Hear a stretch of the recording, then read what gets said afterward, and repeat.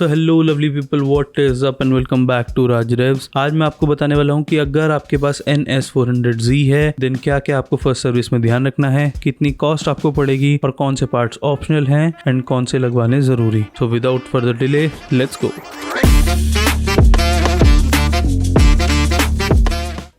सबसे पहले बात करते हैं सर्विस क्वालिटी की। अगर आपके पास एक ऐसी बाइक है जो कि फेज़ 2 की है, यानी कि 2025 में मार्च के बाद मैन्युफैक्चर हुई है, देन आपको उसमें स्पोर्ट शिफ्टर इनेबल कराना पड़ेगा अगर पहले से ही इनेबल्ड नहीं है।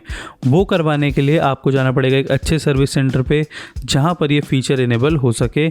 हर सर्विस सेंटर इसके लिए कैपेबल नहीं है क्योंकि इसे इनेबल करने के लिए एक सर्टेन लेवल ऑफ एक्सपर्टीज चाहिए होती है जो कि हर सर्विस सेंटर में अभी अवेलेबल नहीं है। तो बात करते हैं फर्स्ट सर्विस की। मैं आपको वीडियो दिखा देता बट वहाँ सर्विस सेंटर में अंदर शूट करना अलाउड नहीं होता है। दैट इज़ वाई मैं आपको सारी इन्फॉर्मेशन देने वाला हूँ इसके सर्विस इनवॉइस के थ्रू। तो बात करते हैं कि कौन से पार्ट्स आपको लगवाने मैंडेटरी हैं और कौन से पार्ट्स आपको लगवाने ऑप्शनल है। सबसे पहले आपका एक लगेगा ऑयल फिल्टर जो कि मैंडेटरी है, हर सर्विस में चेंज होता है। उसके बाद आपका इंजन ऑयल चेंज होगा जिसकी आपको 2 बॉटल्स दी जाएंगी, जो कि एक बड़ी बॉटल होगी एंड एक छोटी बॉटल होगी। साथ में आपका डलेगा एक फ्यूल सिस्टम क्लीनर 40 ml का एंड आपका जितना भी रेडिएटर में कूलेंट होगा उसे टॉप अप करा जाएगा। बात करते हैं ऑप्शनल चीज़ों की। तो सबसे पहले आपको एक कोटिंग मिलेगी जो प्लीज़ मत करवाना, आई रिक्वेस्ट यू, कि उस कोटिंग की क्वालिटी बहुत बेकार होती है एंड उसके चार्जेस बहुत ज़्यादा होते हैं। और अगर हम बात करें चेन क्लीनिंग की, तो चेन क्लीनिंग के नाम पे जितना मेरा एक्सपीरियंस है सर्विस सेंटर्स में कुछ नहीं कर रहे हैं, चेन को वॉश कर देते हैं, अच्छे से अंदर से खोल के क्लीन भी नहीं करते।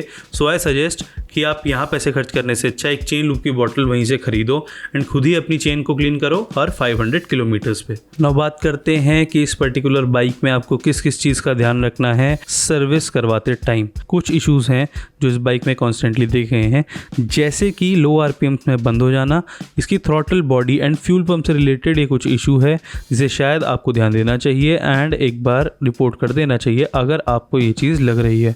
दूसरी चीज़, इसका जो ब्रेक पैडल है वो बहुत ही ज़्यादा सॉफ्ट टच है। तो कई बार क्या होता है, चाहे वो फ्रंट ब्रेक लीवर हो चाहे वो बैक ब्रेक पैडल हो, उसमें अगर आप उसको दबाते हैं तो वो कई बार दबा छूट सकता है एंड आपकी ब्रेक लाइट जलती रहेगी, जो कि बहुत ज़्यादा डेंजरस होता है क्योंकि ब्रेक इंडिकेशन अगर ना हो तो एक्सीडेंट के चांसेस बहुत ज़्यादा बढ़ जाते हैं। तो आपने हमेशा अपने ब्रेक पेडल्स को ओके रखना है ताकि आपकी ब्रेक लाइट परफेक्टली काम करे। तो लास्ट में बात करते हैं सर्विस कॉस्ट की कि मेरे को फर्स्ट सर्विस कितने की पड़ी।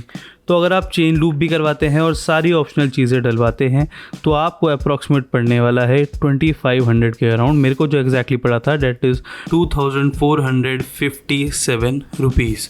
सो वही अप्रॉक्सीमेट 2500 के बाद आपको एक पहली सर्विस पड़ जाएगी इसकी। अभी क्योंकि ये फर्स्ट सर्विस है तो ना इसमें एयर फिल्टर चेंज हुआ है, ना ही इसमें नए ब्रेक पैड्स डले हैं और इसके ब्रेक पैड्स की कॉस्ट नॉर्मल ब्रेक पैड से थोड़ी ज़्यादा है। सो उसको ध्यान रखना, आपकी कॉस्ट सेकेंड सर्विस की थोड़ी सी ज़्यादा होने वाली है। तो ये थे कुछ इश्यूज जो हमारे हिसाब से इंपॉर्टेंट हैं एंड कॉन्स्टेंटली देखे गए हैं। अगर कोई इशू मिस हो गया है देन आप कमेंट सेक्शन में बता सकते हैं, it is open and we will surely discuss this. आज के लिए इतना ही। अगर आपको कोई और इन्फॉर्मेशन चाहिए तो आराम से आप पूछ सकते हैं कमेंट सेक्शन में, रिप्लाई आपको ज़रूर से मिलेगा। That's it for today, signing off, Raj रेव्स।